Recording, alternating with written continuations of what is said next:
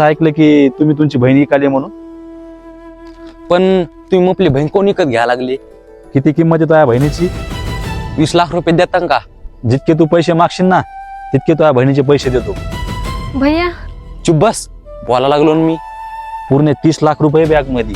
तू कधी विचार बी करणार नाही तेवढे तुझ्या बहिणीचे पैसे द्यायला लागलो. पण एक गोष्ट लक्षात ठेवी, याच्यानंतर तुझ्या बहिणीच्या आसपास मला कधी दिसलं नाही पाहिजे तू. म्हणजे हे 20 लाख रुपये मुपलेत आणि आपल्या बहिणीच्या बदलात तुम्ही मला दिलेत? खरंय, जायला घेऊन हिच्याकडून काम करून घ्या, नोकरी करून घ्या, काही करून घ्या, नाही तर फेकून द्या. भैया तुम्ही असं कसं मला कोणाला ऐकू शकता? आई वडील गेल्याच्या नंतर तुम्ही तर मला मोठं केलंय. आज मला तुम्ही एवढा जीव लावला, खाऊ पिऊ घातलं, आणि आज कोणी येते अनओळखीन तुम्ही मला त्याला देऊन टाकता का? भैया मी तुमची लहान बहीण आहे आणि तुम्ही हे कसं विसरा लागलात? जर तुमच्या गप्पा गोष्टी झाल्या असल्या तर घेऊन जाऊ तुझ्या बहिणीला. हा घेऊन जाईला. भैया माझं एकदा ऐकून तर घ्या ना, काय करेल तुम्ही हे? भैया चल.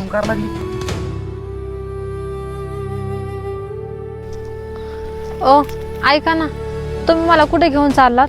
हे बघा, मी तुम्हाला कुठेच घेऊन नाही चाललो. मी फक्त तुमच्या भावापासून तुम्हाला वाचविले. भैयापासून वाचवलं, पण मला हे काही समजलं नाही. तुमचा भाऊ पत्ते खेळत होता, सगळे पैसे तो पत्त्यामध्ये हरला. त्याच्या पैसे काय नाही उरलं तर समोरचा माणूस म्हणला त्याला पत्त्याच्या डावावर मान. मग काय, तुम्हाला ठेवलं ते बी 20 लाखासाठी डावावर. मग तुमचा भाऊ 20 लाख रुपये सुद्धा हरला. मग तुमचा भाऊ तुम्हाला घेऊन जाणार होता. तुमचा भाऊ तुम्हाला काय करीन हे मला माहित नाही, पण आपल्याकडे पैसे होते तर मी दिले म्हणून मी तुम्हाला वाचविलं. माझा भाऊ माझ्यासोबत असं कसं करू शकतो? तुम्ही आता टेन्शन नका घेऊ, तुम्ही आता एकदम सुरक्षित आहेत. ज्या भावाला मी आजपर्यंत राखी बांधली, मला नव्हतं वाटलं तेव्हा असा निघन म्हणून. मी आज विचार पण नव्हता केला की तेव्हा आज मला विकीन म्हणून.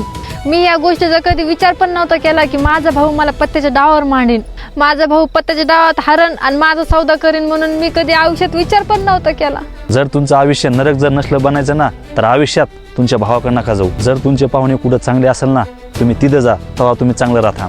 आमच्या गावाकडनं का ना माझी मावशी राहते, मी तिच्याकडेच जाते. खरंच तुमच्या मावशीकडे जाऊन तुम्ही चांगलं तर राहता ना. तिथं तुमचा भाऊ येऊन काही नाटकं बिटकं तर नाही करणार ना? नाही मग आपला भाऊ तिथं येणारच नाही. आणि प्रत्येक गोष्टीला माझी मावशी तिथं आहे ना, आणि मी तिथं राहून काहीतरी छोटं मोठं काम करेन आणि माझं पोट भरून जाईल. आणि मी माझ्या भावाकडे वापस कधीच येणार नाही. जिंदगीचा असा भाऊ कधीच कोणाला नकोय. चला, मी तुम्हाला एसटी बस स्टँडपर्यंत सोडतो. बरं, खरंच धन्यवाद हो. तुम्ही लय मनापासून माझी मदत केली. मी तुमचे उपकार कधीच नाही विसरणार. हे फक्त मी माणुसकीच्या नात्याने मदत केली. बरं चला आता.